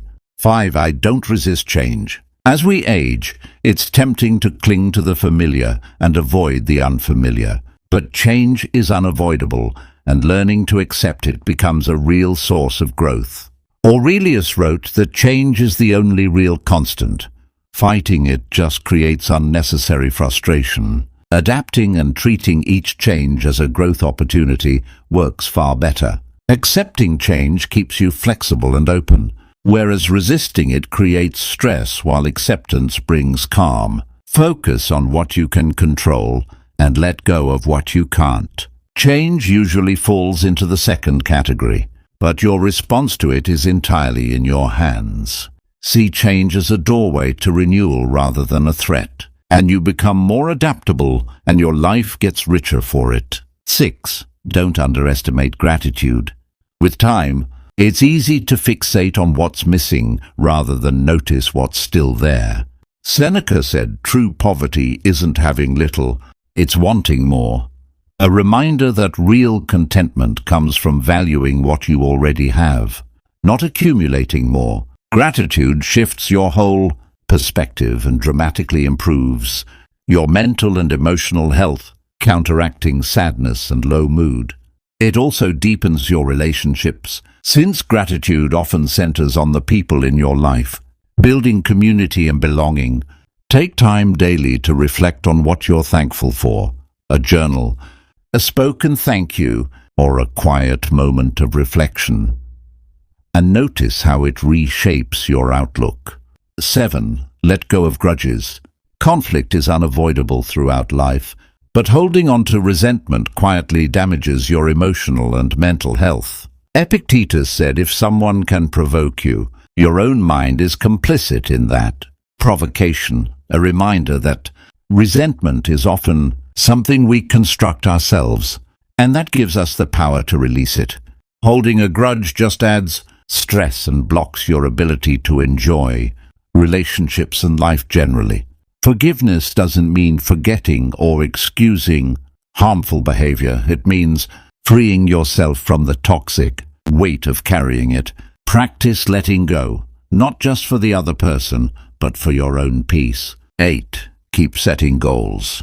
Reaching a certain age can trick you into thinking you've already accomplished everything worth accomplishing. But continuing to set goals, however small, keeps life meaningful and forward-moving. Aurelius said the quality of your life depends on the quality of your thoughts, and goals help keep your thinking engaged and positive. Goals give you purpose, keep you active and connected, and give you something to work toward. Every one you hit, however small, brings real satisfaction. They don't need to be grand. Learning a skill, improving your health, doing something kind for someone else all count. Keep setting them and let them pull you forward with purpose. 9. Don't neglect your hobbies. It's easy to assume your interests no longer matter or that you don't have time for them. But staying engaged with what brings you joy matters for your well-being. Seneca said leisure without books is essentially a slow death, a reminder of how important mental and emotional stimulation through your passions really is. Hobbies manage stress, boost mental health, and keep you connected to your own identity, while also opening doors to socialize with people who share your interests. Whether it's gardening, painting, music, or something else entirely, make time for it.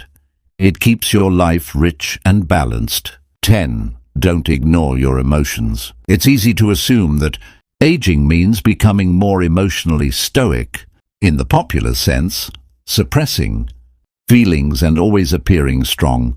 But that's a misreading of the philosophy. Real Stoic thinking doesn't ask you to bury your emotions.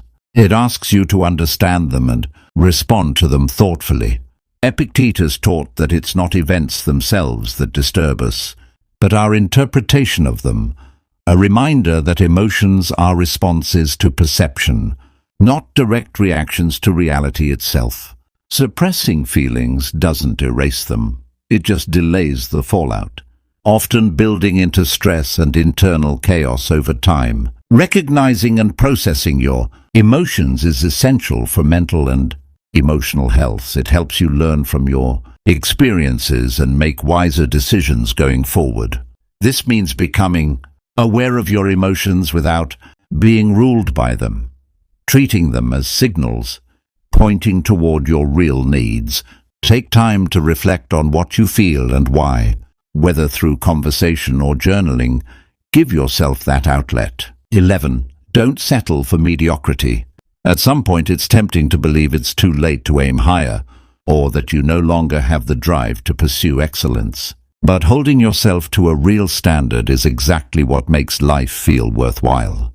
Aurelius said, if something is bearable, bear it and stop complaining.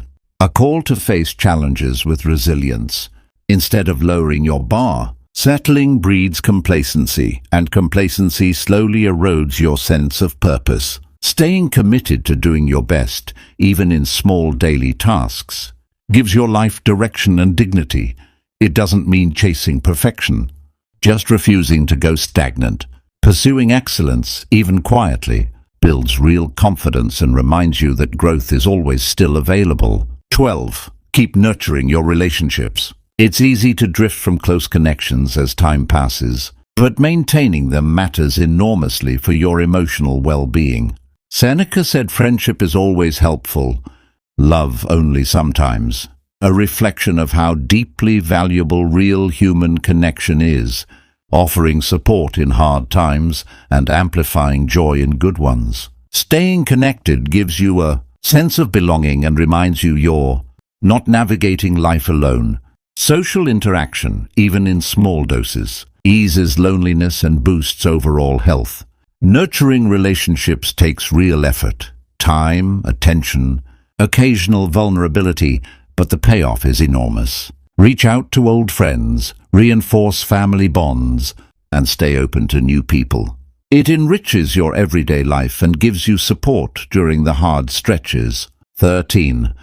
Don't let other people's opinions consume you. As you age, it's easy to fall into constant worry about how you're perceived, and that worry becomes a wall that stops you from living freely. Epictetus reminded people that worrying about the future doesn't lighten tomorrow's load, it just drains today's strength, and the same applies to obsessing over judgment. This kind of worry saps your energy and pulls you away from your genuine self.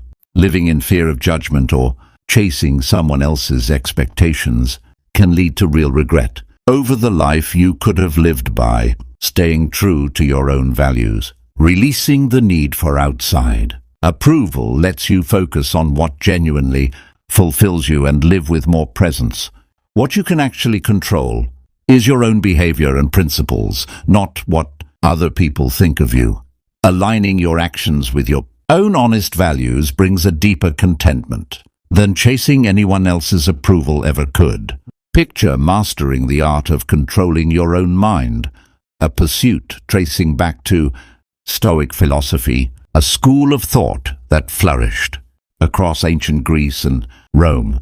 This tradition holds that by mastering our thoughts, emotions and reactions, we uncover a deep well of calm and steady virtue, regardless of what's happening around us. Here we'll walk through the core Stoic principles that build this internal mastery, helping you live a fuller, steadier, more meaningful life. Understanding and applying. These ideas can genuinely bring you to a state of calm that lets you face life's ups and downs with grace. If this is your first time here, help us keep making content like this by liking and subscribing. Principle 1. Inner peace independent of circumstances.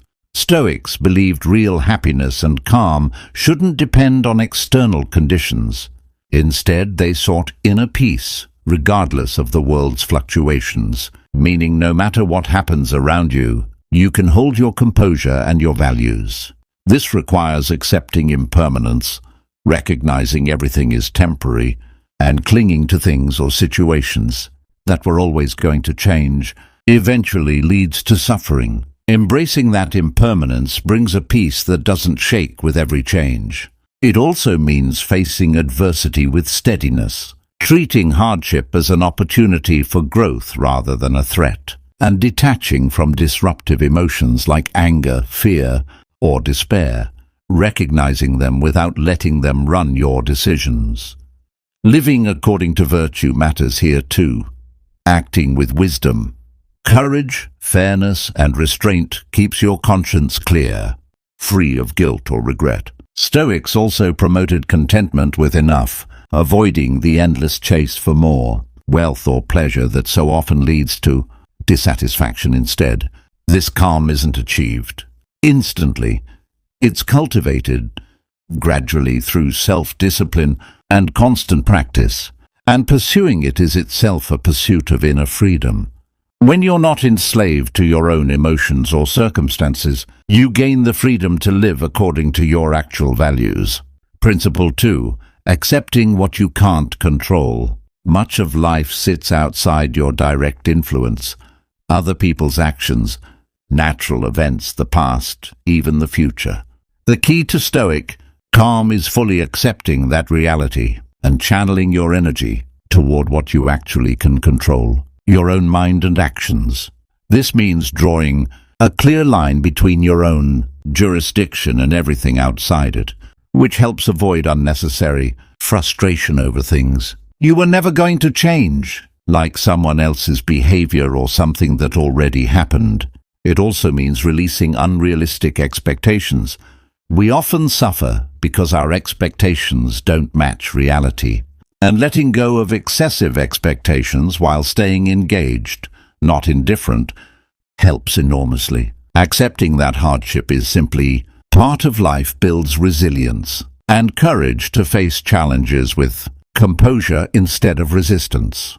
While you can't control external events, you fully control your response to them, cultivating patience, compassion and wisdom in how you react, and detaching from the past and future keeps you anchored in the present, the only place where you can genuinely make a difference.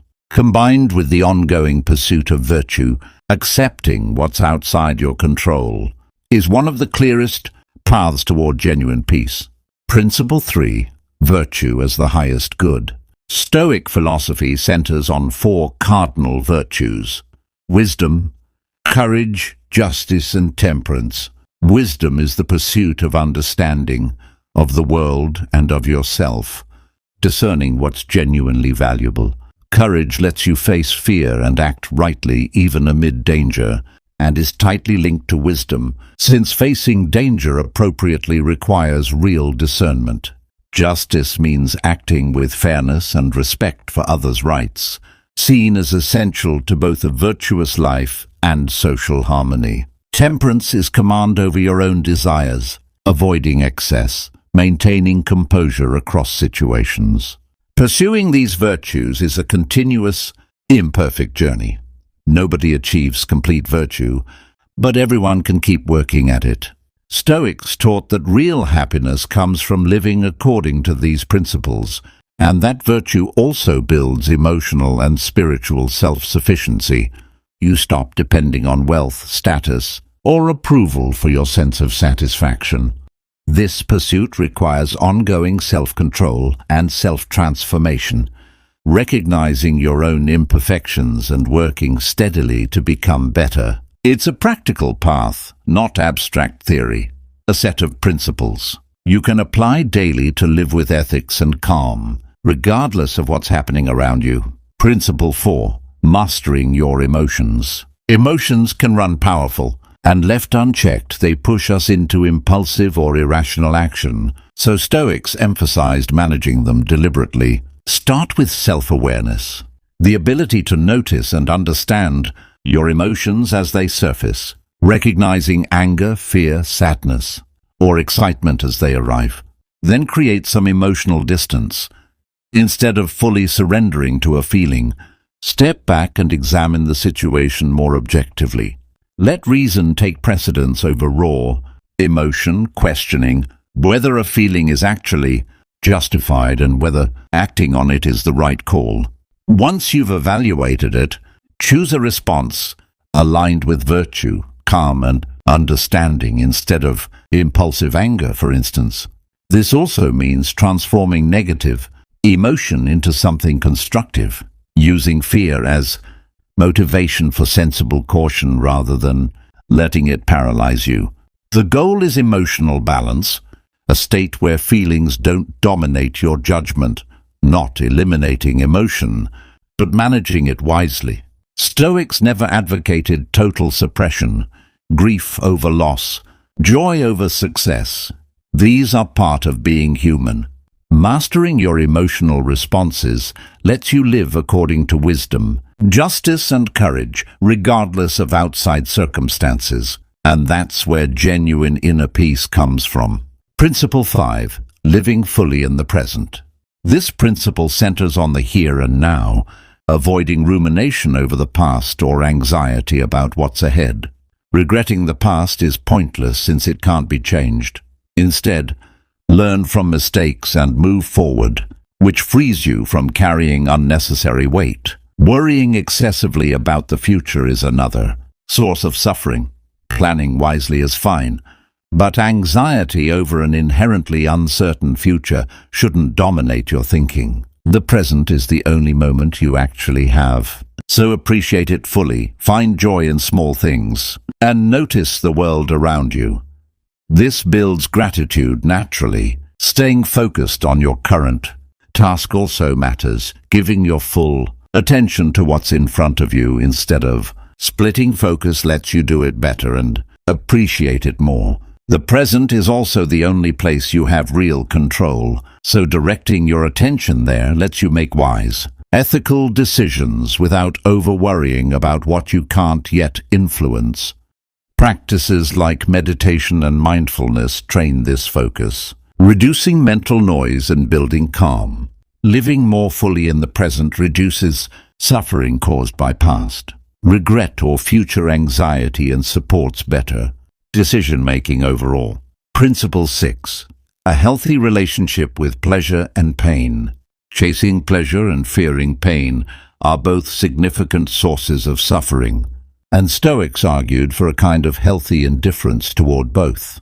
This isn't total renunciation of pleasure, it's moderation, recognizing that unchecked pursuit of pleasure often leads to harmful excess, while moderation avoids that kind of suffering. Similarly, facing pain and hardship with courage instead of fear turns them into growth, opportunities rather than threats. Stoics embraced a kind of indifference toward externals like wealth or status, meaning these things don't determine your virtue or happiness, even if you can still enjoy them without depending on them. This includes emotional detachment from external ups and downs, not letting gains or losses dictate your inner state, while still cultivating genuine inner peace regardless of what's changing outside. The real source of lasting contentment in this view is the pursuit of virtue, prioritizing wisdom, courage, fairness, and restraint gives you something more durable than fleeting sensory pleasure. This requires real self-control, not being enslaved to desire or ruled by fear of pain, which in turn supports more rational, ethical decisions. Principle 7. Self-knowledge. Self-knowledge sits at the foundation of Stoic thought and plenty of other traditions besides. Understanding yourself honestly is the essential starting point for mastering your own mind and, by extension, your life. This starts with ongoing honest self-examination, observing your own thoughts, emotions and actions objectively, like looking in a mental mirror, recognizing both strengths and weaknesses. A key part of this is identifying your desires and aversions. We're often driven by irrational wants or unfounded fears that cause needless suffering, and naming them lets you question their validity. Reflecting on your actual values, what genuinely matters to you, what you're really seeking in life, helps align your actions with those values, building constructive self-acceptance rather than either complacency or harsh self-criticism. Self-knowledge also means recognizing your own capacity for self-deception, the tendency to rationalize harmful behavior, and catching yourself before you fall into that trap. This isn't an end in itself, but a means to continuous growth, building courage, temperance, wisdom, and fairness as you understand yourself more clearly. In short, self-knowledge is the foundation. Stoic philosophy is built on helping you discern what's actually within your control, recognize your own desires and fears, and shape your mind around virtuous principles, making you more resilient and clear-headed in the face of life's challenges.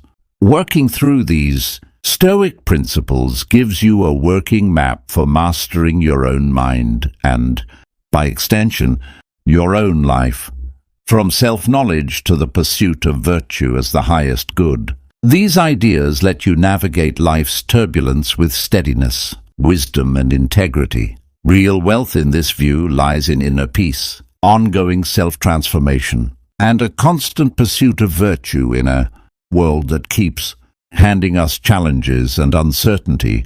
This philosophy offers a working light toward a more balanced, meaningful life, a reminder that regardless of what's happening around you, you still hold the power to shape your own mind and your own actions. If this was useful, like it, subscribe, and let us know in the comments so we know to keep making more of this.